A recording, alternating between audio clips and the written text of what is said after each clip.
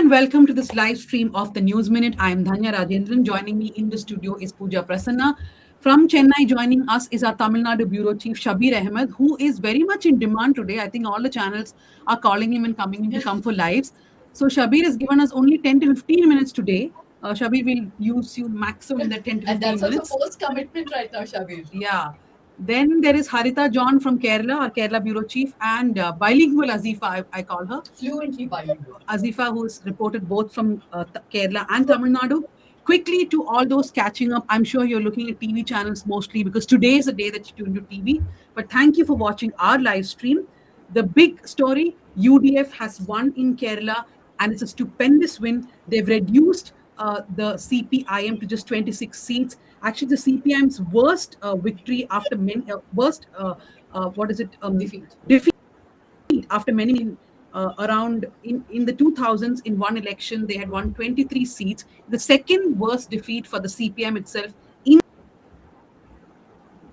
Kerala, but the is from Tamil Nadu. UDF victory we knew was not expected, of course, was this extent of victory. We turn politician to become chief minister of the state if everything goes right. Party in the state. As of now, the Election Commission of India has announced results in 59 states. The Dravida Munnetra Kazhagam have won, the DMK 24, and AIDMK is 1 in 22. Now, Vijay, the TVK, is leading in 48 seats. But Pooja, I was looking at the numbers of this 48 party with a margin of 4, and I think in constituency just about going. So that number can change, Shabir. It can to 104 or 103 if in those constituencies the DMK or AIDMK do better in the last 1 or 2 rounds of counting, right? So we are between 102, Vijay doing aim to 107 now. But the half mark for making a government, for staying in power, is 118 or 109. But you need one more than halfway mark. 117 but us to 108. So what is going to happen, Shabir? I still, who's with conversation with? Dhania, as far as Vijay's team is concerned, they are closely looking at the numbers. In fact, they are kind of, they're kind of very clear that these numbers will change because that's something that they are very hopeful of because it's going to be a very close contest. And that is something that they're waiting to, figure out. But if they don't have the required numbers, then what they're going to do is they're going to reach out to Congress. I think they have already established contact, and they are also going to reach out to PMK because that is also something that is expected to happen. And there are also other smaller parties like the IUML, CPI, and CPIM. The CPIM is already, they have also made, there is also an internal discussions taking place in all these parties, and they're planning to hold their executive committee meeting so that they can get some kind of idea about what will happen next. Because for all these political parties, Congress, PMK, or IUML, CPI, or CPIM, We're not live. no way they are to be a part of a coalition government. Uh, if it is AIADMK or DMK, if they get, if they become the single largest party. So now these parties have an opportunity to demand, a berth in the cabinet. So I think that is something that the parties are discussing. But CPIM will not join the government, but other parties may demand. I think those talks are taking place, and there are also other, the first and foremost thing that the BJP that the TVK wants to do now is to take all their MLAs to a safer location because they fear that there could be horse trading. I think this is something that Vijay has also spoken about in the last meeting where he met all these MLAs in groups, 25 MLAs in one group. So like that, he met all these candidates in one group, and he has clearly given them instructions that once the results are out, once the results are confirmed, All they have to do is they have to reach Chennai, they have to come to Panayur, and I think some arrangements have been made to ensure that their MLAs are secure. And most of these MLAs are from a very humble background. Most of these MLAs are loyalists of Vijay, because that is something you have to give it to TVK, because he has given seats to at least 65% of candidates who belong to uh, Vijay Makkal Yekam. So they are his hardcore loyalists. So he is pretty confident that they are not going to, jump ship, or they are not going to leave him. But still, there are chances that something may happen. BJP may try something, AIADMK may try something, or DMK may try something, because these are talks that are already taking place in Tamil Nadu's political circles. So I think we are once again going back to resort politics kind of a situation, but we'll still have to wait and see for that. No, but Shabir, for anybody to sort politics now and take away numbers, that's a huge feat, because we are talking about the DMK having just winning 58 now, DMK getting 58. It's much more easier for Vijay to form a government, and we know how it is. The governor is going to call Vijay. I think it's just a precautionary measure at this point. And I get it, given that it's a first time victory for them, but nobody is even close for them. They need like 50% of TVK's MLAs. Shabir, a lot of people are asking on your live stream in Tamil also. Major defeats for the DMK has been, of course, MK Stalin has lost from the Kolattur constituency, where a PVK person called VS Babu, he was with the AIDMK. He was an MLA with the DMK. Then he shifted to AIDMK when Jayalalitha was alive. Then he has gone to TVK. He is actually won against MK Stalin. This was not even a TVK heavyweight like Adav Arjuna or Arun Raj or Busi Anand or even Vijay himself. But a not heavyweight candidate has defeated Stalin in Kolattur, and PTR has lost from Madurai Central. So how are you looking at some of these big losses for I the think DMK? TRP Raja from Mannargudi also has lost. But they're the AIMM case one. It's not 30. It's not TVK. See, Danya, it was clearly an anti-incumbency, wave, I would say, because Chief Minister losing from Kolattur constituency is something which I feel very sad, because Chief Minister was the only person who was working, who was running from pillar to post to ensure that they win this election, because he knew that they had a chance. But he was the only person who was running around. He was the only person who was trying to go on a campaign. He was attending events after events, and he was trying to do everything possible in his capacity to ensure that this election is DMK's election. But I don't think the party worked in a similar manner. The senior leaders of the party worked in a similar manner. There was actually no cohesion. In fact, from the beginning, from 2021, the one thing that I have been complaining about in my Tamil videos, or in my review of 1 year of MK Stalin, 2 years of MK Stalin, is that the party is on a different tangent, the government is on a different tangent. There is no cohesion, there is no plan. See, MK Stalin has done a lot to, in Kolattur. He has made a huge amount of changes in Kolattur. But at the end of the day, Kolattur was completely in control of PK Shekhar Babu. It was not in control of MK Stalin. MK Stalin was like taken to Kolattur. He was shown that Kolattur has changed and all that. But I think it's also people were unable to connect with the chief minister directly.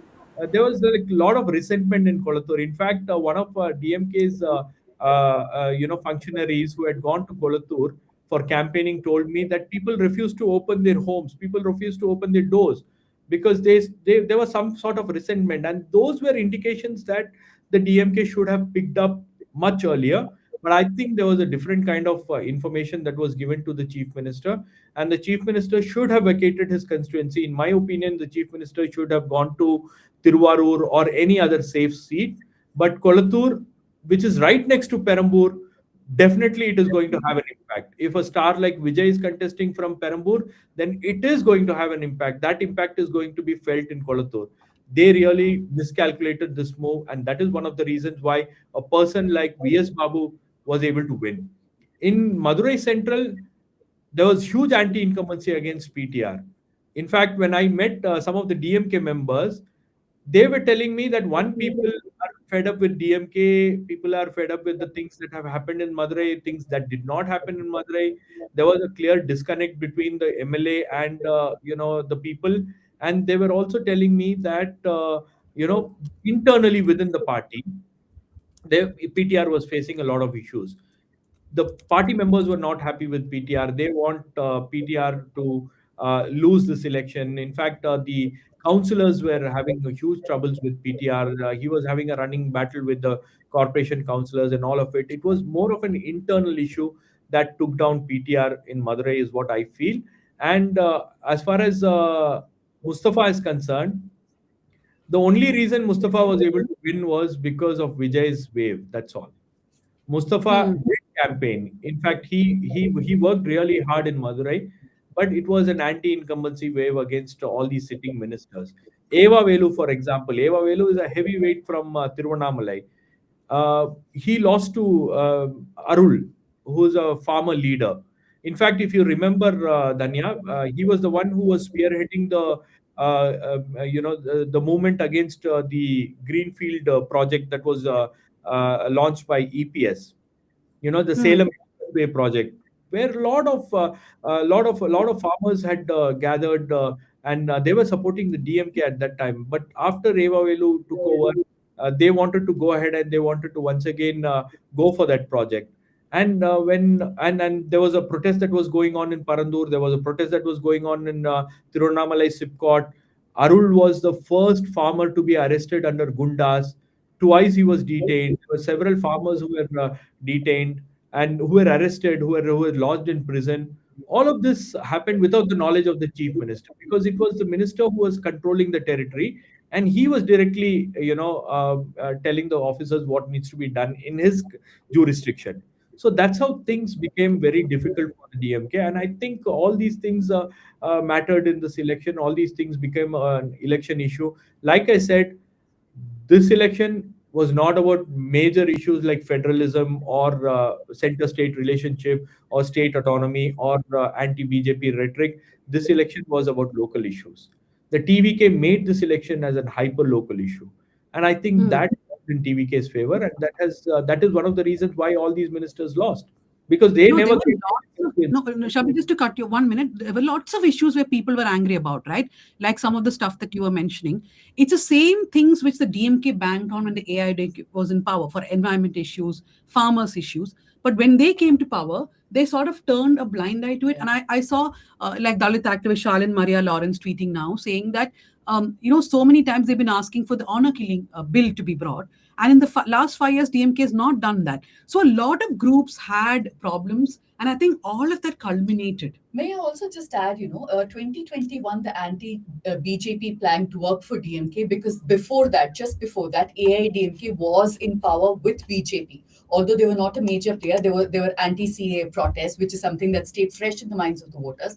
This time, that threat of BJP seemed a bit more distant than perhaps the high-handed behavior of DMK or a section of DMK. That is what voters perhaps And reacted to not only strongly. that, I think Edapadi Palaniswamy emerged as a stronger force in the alliance itself, Correct. right? So nobody saw BJP as an overwhelming force in that alliance, which is why they thought voting for the AIDMK perhaps is not equal to voting for BJP. But Yeah. if you look at the final numbers now, the AIDMK is not doing too well.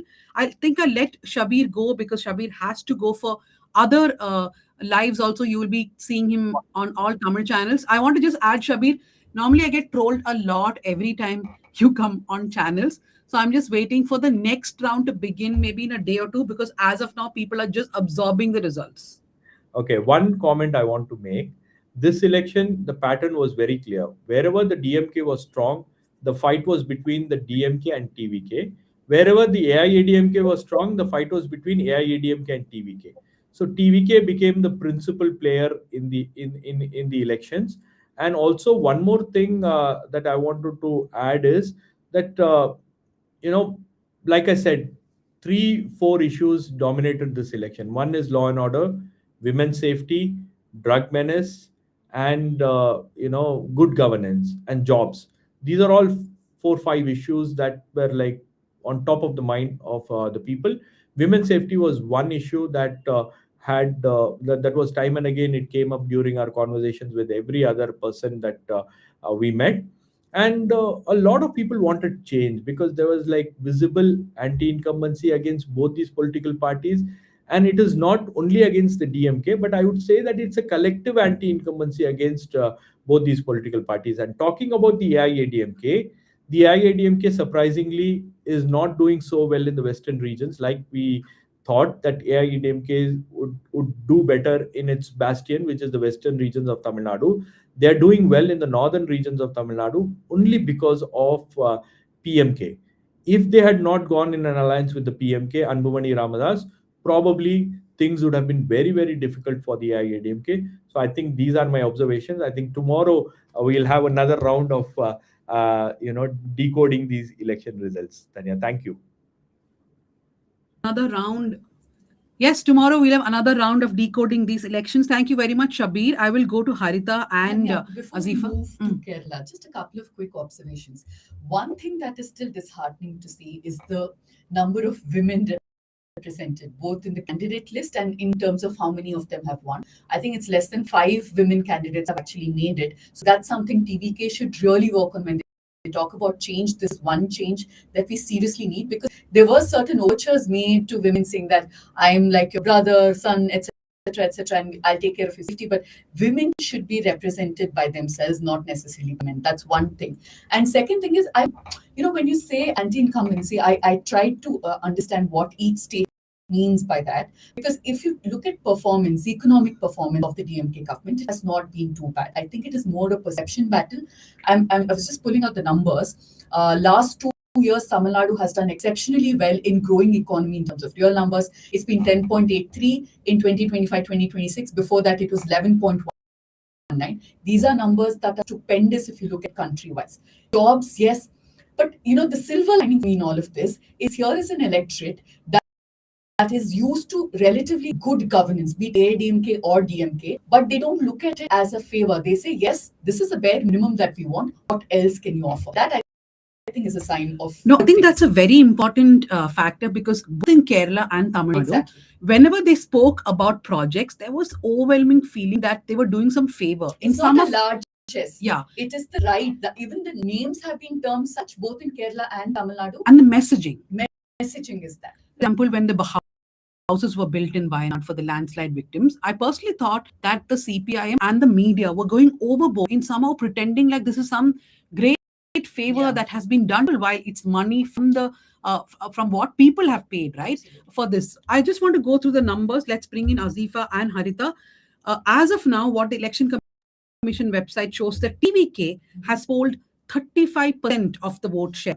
That's exactly what my Axis India or Axis My India said. I keep saying my Axis India. Okay, Axis My India said. But I can tell you one strategist who did tell me that it can come to 35. Somebody on the other side of the political yes.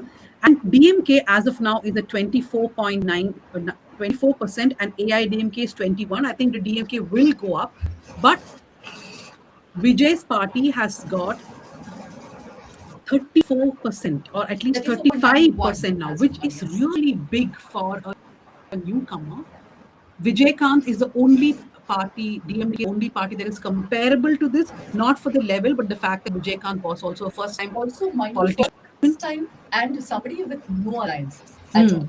But Harita, the story in Kerala is that UDF has won a victory that I don't think even the UDF expected, a loss that the CPM never foresaw.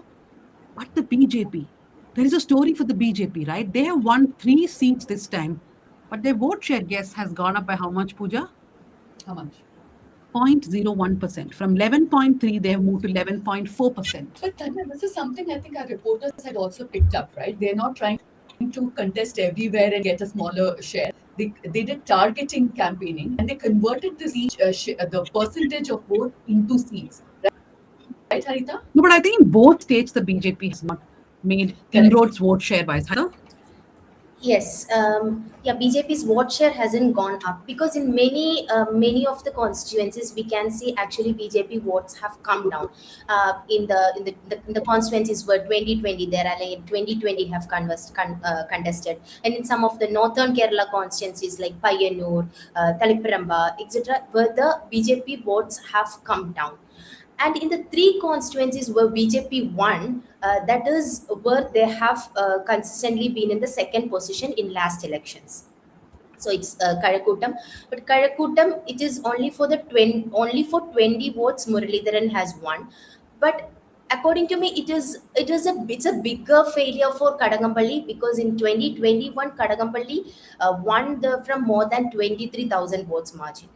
So it was his bastion, it was his stronghold, and that is a constituency where Shabarimala factor had affected CPIM, because Kadagampalli was there was a minister when Shabarimala gold those issues happened, so that had affected Kadagampalli there along with the anti-LDF wave. So both the factors had affected Kadagampalli in his bastion, which is Karakotam. And Nemam, we have seen this earlier. Nemam in 2016, or Rajagopal has won in BJP ticket from Nemam, and Nemam is always a BJP stronghold. It is on the edge for BJP always.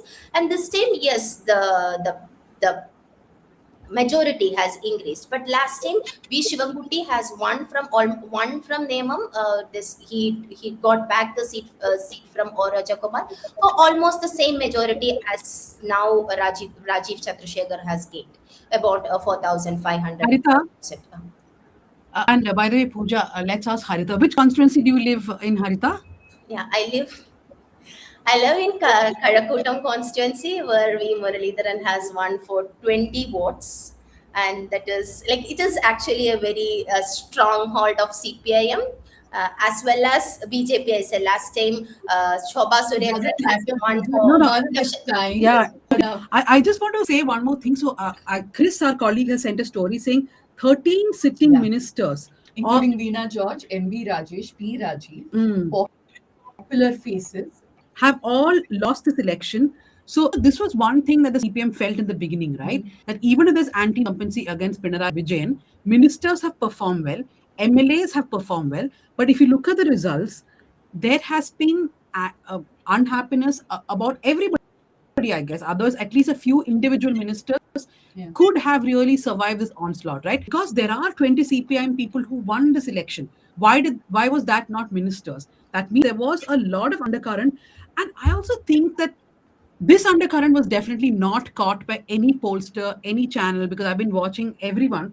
Even when you guys were going on the road, there were a lot of people who were talking about Pinarayi Vijayan and, about voting for him, right? But the results just don't reflect that. So one thing that we picked up, this is the era of strongman politics. So Pinarayi Vijayan's slightly autocratic, I'm saying slightly, but his autocratic way of functioning is something that many people said it's okay, given the fact that he has to counter the Modi wave.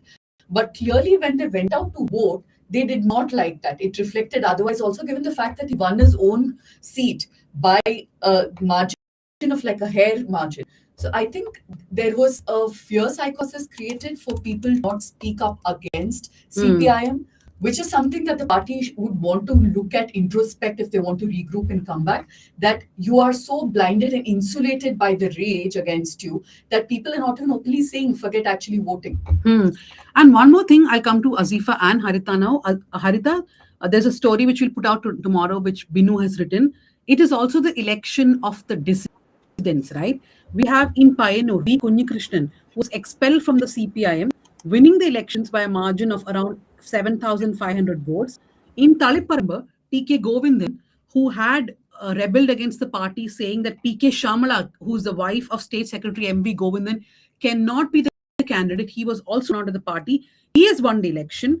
And CPIM Minister G. Sudhakaran, who has chosen to contest against CPIM sitting MLA, he was backed by the UDF. He's also won. He was also a rebel. So we have seen 3 rebels win, and that too in hardcore CPM territory.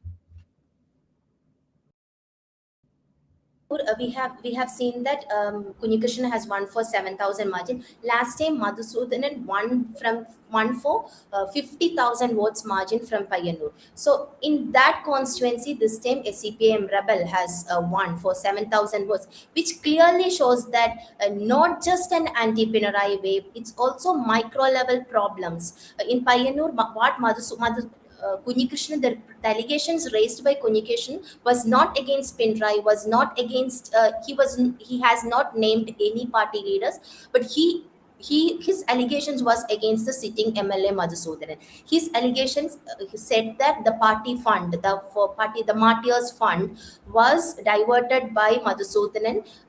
That was his allegations, and that micro level allegations itself has affected the party there. And soon after Kunyikrishnan was ousted from the party, there was CPIM members in the road extending their support to Kunyikrishnan, which almost predicted that Kunyikrishnan is a popular voice there. Like his allegations were a popular voice in Payanur, so that was kind of expected in Payanur. But in Taliparamba, coming to Taliparamba, which is also a party stronghold, Taliparamba is a CPIM bastion, like where.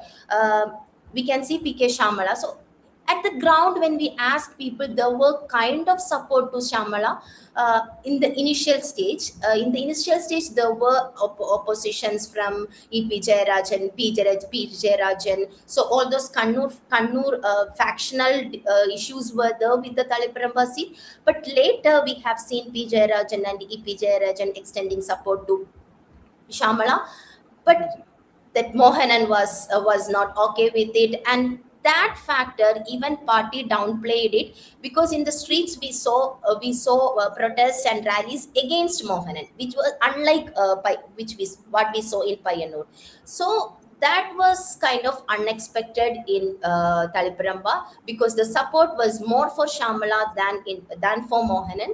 But even that calculation too went wrong in Taliparamba. Harita, from the article that published tomorrow from our senior editor Binu, I'm just reading a line. This is a quote from Kunyikrishnan, where he says, "The left must exist. It is necessary for Kerala, but I do not see the left candidate as a true left representative." What this got me thinking is that, did the party in Kerala somehow confuse its ideology? Did it sway away too much from what the left stands for, focus too much on one? Because Azifa, when we went around in Kerala, particularly in Kochi, I can speak for Kochi, there were meter radius, there were at least 14 to 15 huge hoardings, all with one man's face, whereas UDF had far fewer, and it did not have any. It had all the alliances, allied partners also represented in that. That, for me, it was a nutshell of what LDF is looking at, what UDF is looking at. Do you think that backfired? Multiple things that happened in the 10-year period, which was against the left ideology, backfired on the left.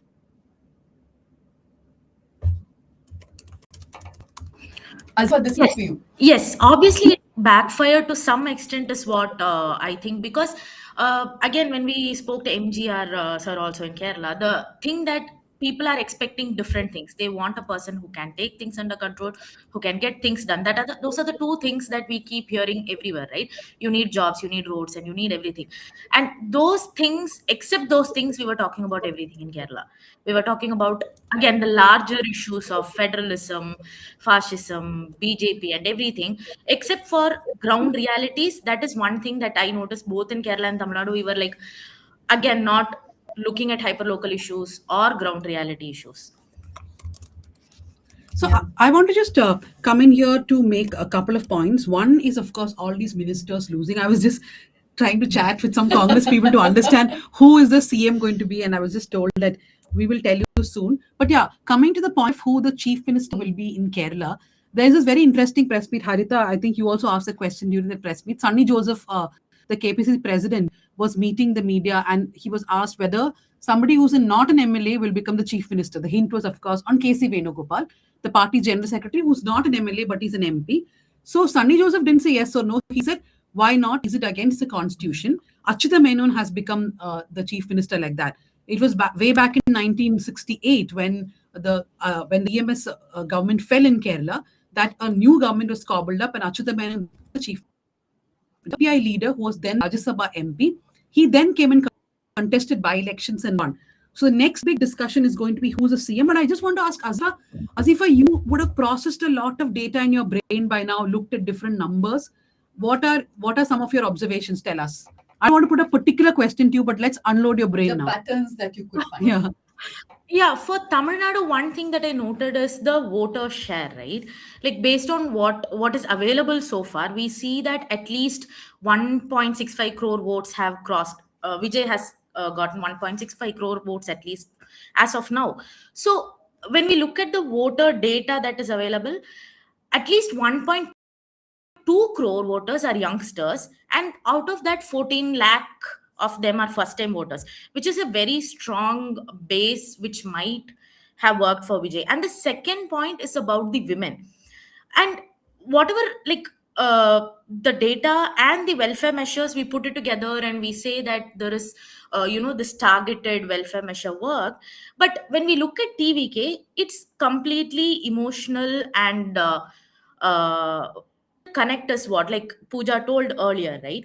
And when we look at the women voters share also, when we look in absolute numbers, like from last year, from 2016 to 2021, there has been at least 20 to 30 lakh difference just this election, which is a huge contribution if it comes to Vijay. Though we don't have the absolute numbers in hand to analyze this or anything. And in Tamil Nadu, again, we saw this when we looked at SAR and final voter turnout. Out of the 5.7 crore or some voters registered, we got actually more than 4 crore, in fact, like 4.7 or 4.8 crore who actually voted, which was a huge feat this election.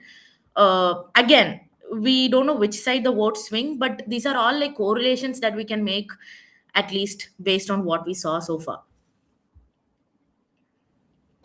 Pooja, you have any thoughts about I just want to add, while we haven't said a word, I need to mention that there were 2 seats that went for by-election in Karnataka. Not that anybody cares right now. Davangere South, both the places Congress candidates have won. That's my 2 cents on Karnataka. No, that's also a very good sign for the Congress, because look, if the CPM had to go by signs, then they have lost by-elections in Kerala. And they also did not do well in the local body polls. But the Congress has been managing to win by-elections, which is a good sign. I mean, there were local factors involved. But going back to Kerala, Tanya, I mean, yes, I'm sure a lot of CPIM supporters are disheartened with this. But CPIM, like we've been saying, is a party that is built on protest. It is built on movement. And it, in the larger scheme, might actually be good for the party to hit the streets again, to understand the pulse of people, so they can come back with a mandate. Otherwise, this insulation, this distance that had gotten created between party and the cadre itself is very worrying in the larger scheme of things. Yeah. So let's bring back Haritha and Azifa one more time, and then we'll quickly wrap up.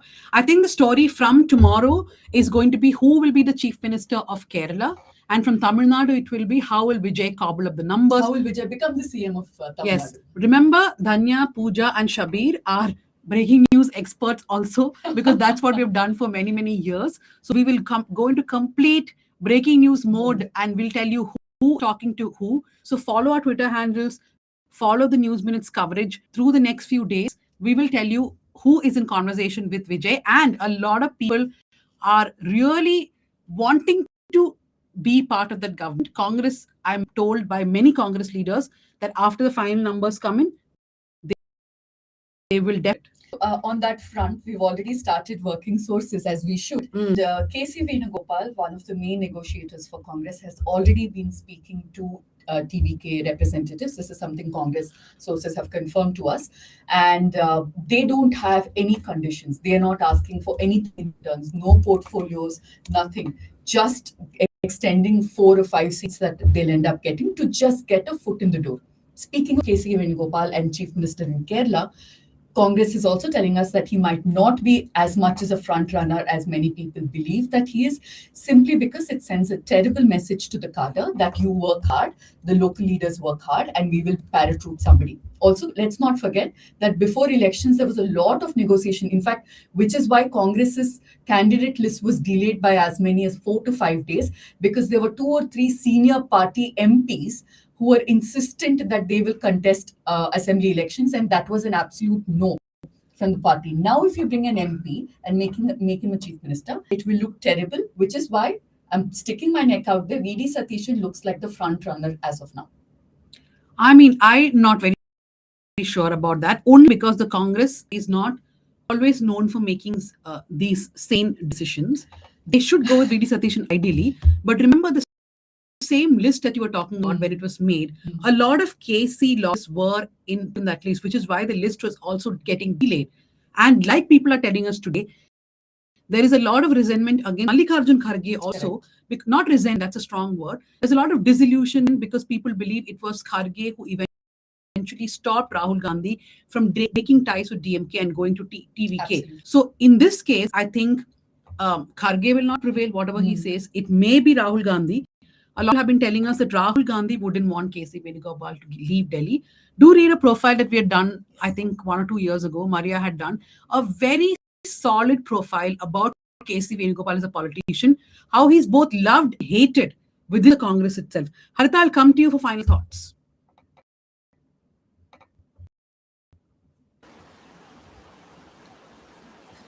Yeah, so who will be the CM? That will be a question from tomorrow onwards. So, as the mood and the KPCC head office and Indira Bhavan in Trivandrum, what I have seen is that there are a lot of KC loyalists, and if they are seeking MLA's seeking opinions, like most of the MLAs will be in support of KC. At the same time, at the VD Sadishan did not come to Indira Bhavan till around 5:30 in the evening. He was at his residence in Cantonment House, where we have seen that there is a kind of displeasure, because many of them were in support of KC. And there's also reports that it can go to K. Muralidharan and Ramesh Chenitala are also lining up in the list of who will become CM. But they are sticking on to the fact that like it will be decided by High Command, and the opinions of MLS will be sought. And also one last point I wanted to add is that this election result is also a result of how people of Kerala chose democracy, and they chose to vote against polarization. That's earlier you were talking about how BJP share did not increase, vote share did not increase. That is the one factor. Like Kerala chose to vote against polarization, that just did not allow BJP to increase its vote share.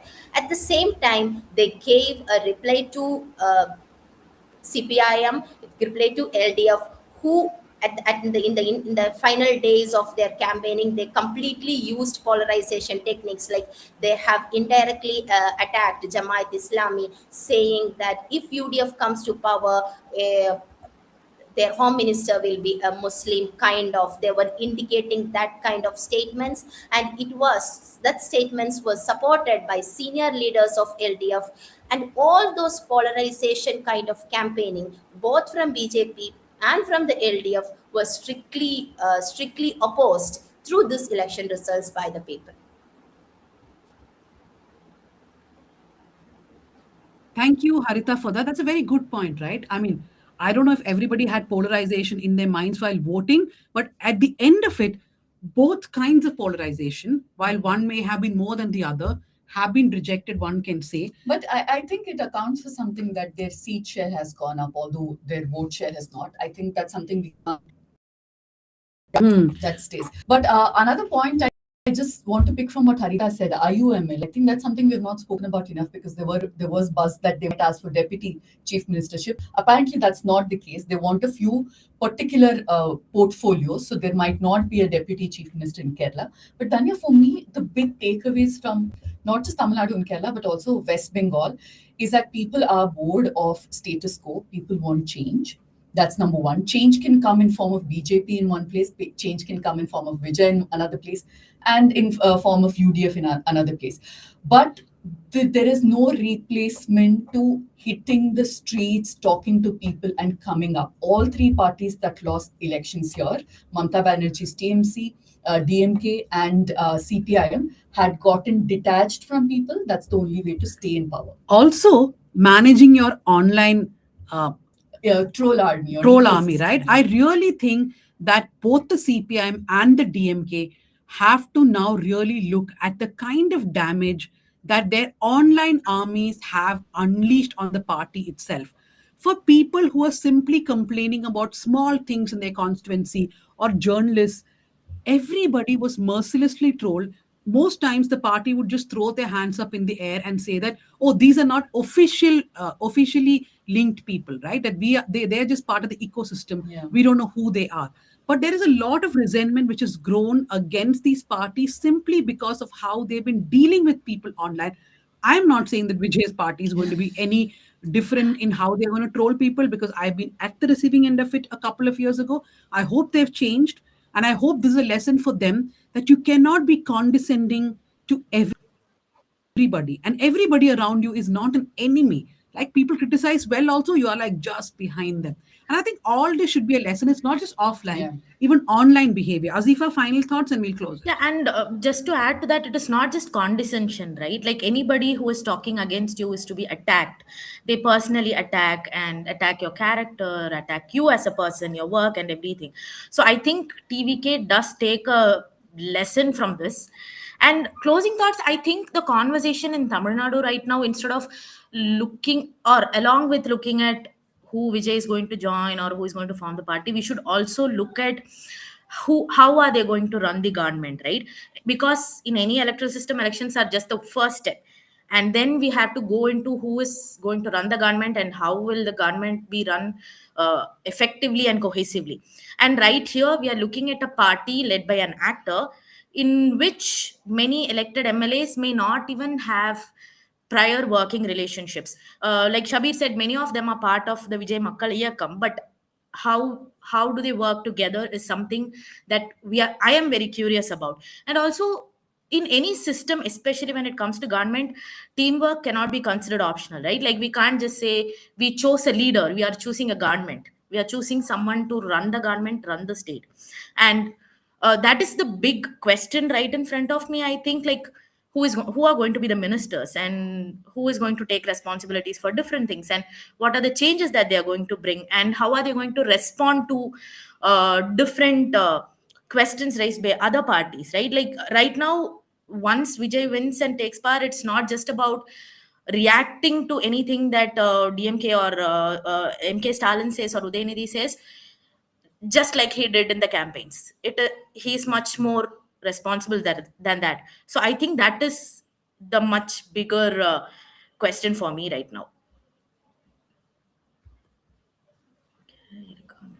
As we wrap up, two quick points. One, I want to thank all our viewers for their continued support, not just now, but in the run-up to the elections. You funded our election coverage, which is what enabled all of us to go on the ground and bring you those reports. A big thank you, but continue staying with us.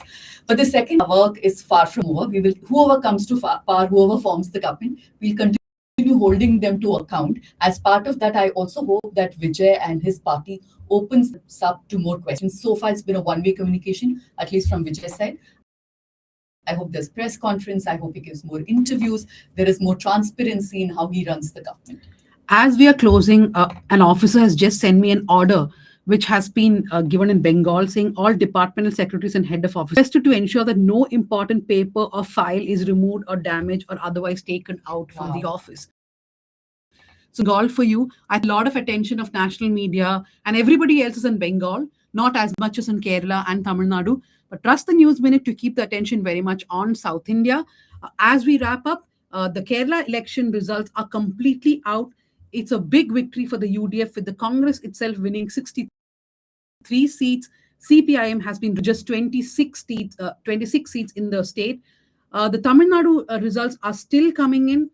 They've not announced in all the constituencies, but like I've been saying, Vijay at this rate will be somewhere around 100 to 104. He's not going to go more than that, which means Vijay has to cobble up at least 20 MLAs. Actually, it's not a small task. Actually, he should get 15, 20 15 MLAs at least. But given how parties are falling over themselves to come and offer support, I think it. But there are no parties. There's only PMK with 5 seats, Indian National Congress with 5 That's seats, 10 right there. IUML with 2, CPI with 2. That's 4 parties with still only 14, right? CPIM also has two seats. I would say Vijay should rather go with these people than ask AIDMK for outside Correct. support, because that can be pulled out anytime.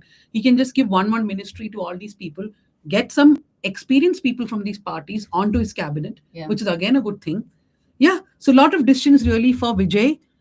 Not much for you and me, but just to ponder on what is going to happen ahead. And whatever the results are, it's just challenging for us as journalists, and we just look forward to more and more coverage. Thank you very much. Do not forget, all this is possible only because of your subscriptions and your reporting fund. Go to the comments, do click on it, or go to our website. You can see subscribe on top. Click on that, become a subscriber. Thank you very much. And read the definitive profile of Vijay on the website. It's the long profile. You will see his first movie to how he created his image, how he started his political party,